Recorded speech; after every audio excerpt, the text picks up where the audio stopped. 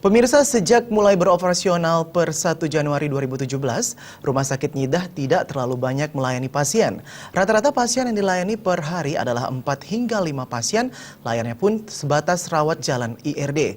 Keterbatasan layanan ini karena masih banyak kekurangan yang harus dipenuhi, yaitu SDM dan peralatan.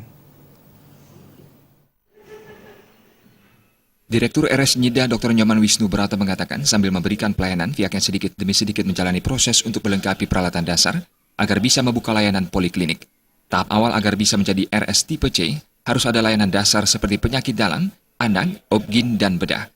Untuk itu pihak RS Nyidah sudah mengajukan pengadaan alat dasar seperti alat laboratorium, hematologi, dan kimia klinik, mobil X-ray dan pencetakannya, dan dental unit. Untuk program jangka pendek ini, disiapkan peralatan agar setidaknya bisa membuka 2 poliklinik, yaitu penyakit dalam dan anak.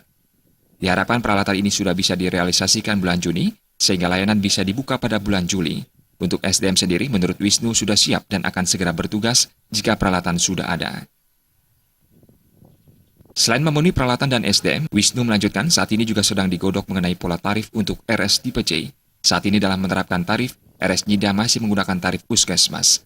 Dalam menentukan pola tarif memerlukan perda, sebab Tabanan baru pertama kali ini memiliki RS tipe C. Agar layanan bisa cepat selain menggodok perda, juga sedang menyiapkan perbub, narasi draftnya sudah ada. Langkah ini diambil karena dalam mengurus perbub lebih cepat dibandingkan perda, sehingga sambil menunggu perda diresmikan, pihak RS Nyidah bisa menerapkan pola tarif berdasarkan perbub ini.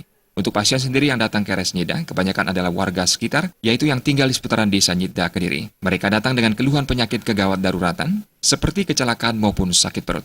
Untuk pasien rawat inap, saat ini RS Nyidah memiliki 41 tempat tidur. Biasanya, tempat tidur terisi jika tempat tidur BRSUD Tabanan penuh. Sehingga RS Nyidah merawat pasien rawat inap dari BRSUD Tabanan. Dengan syarat seluruh pemeriksaan pasien dan penunjangnya sudah selesai dilakukan di BRSUD. Biro Bali Pos Tabanan melaporkan untuk